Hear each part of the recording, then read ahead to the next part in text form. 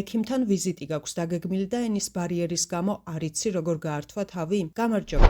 ეს ელის ინგლისური ენის აკადემიაა და დღეს გასწავლი ექიმთან ვიზიტისთვის საჭირო წინადადებებს ჩვენი სასაუბრო ინგლისური ენის კურსიდან. როგორ უნდა ვთქვათ, შეხვედრა მაქვს ექიმ სმითთან. I have an appointment with Dr. Smith. და მიმღები როგორ გვეუბნება? გადავხედავ თქვენს სამედიცინო ჩანაწერებს. I'll pull up your records. ან I'll check your records.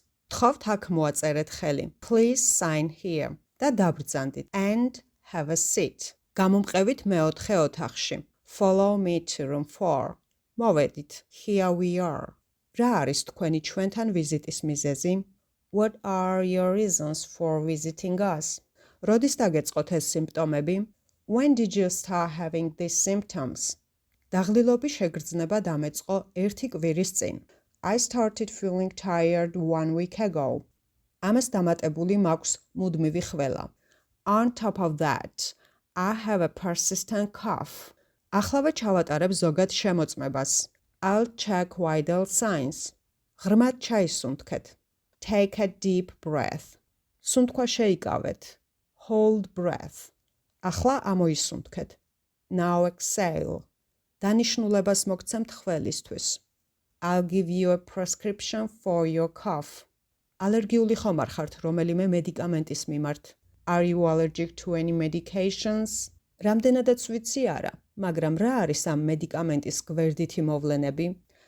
As far as I know, no, but what are the possible side effects of this medication? მისი გავრცელებული გვერდითი მოვლენაა დაღლილობა და თავბრუსხვევა. The most common side effects are fatigue and dizziness. თუ რომელიმე სიმპტომი შეგაწუხებთ, დაგვიკავშირდით. If you experience any side effects, contact us. მომდევნო სამედიცინო შემოწმებას დაგინიშნავთ 1 კვირაში. I'll schedule a follow-up appointment in 1 week. მადლობა რომ გვესტუმრე. Thanks for visiting us.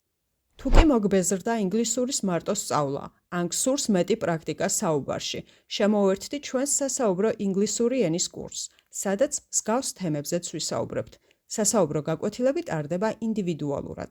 შესაბამისად თქვენი დრო, ხოლო თქვენ გეკუთვნით. მადლობა რომ გვიყურე.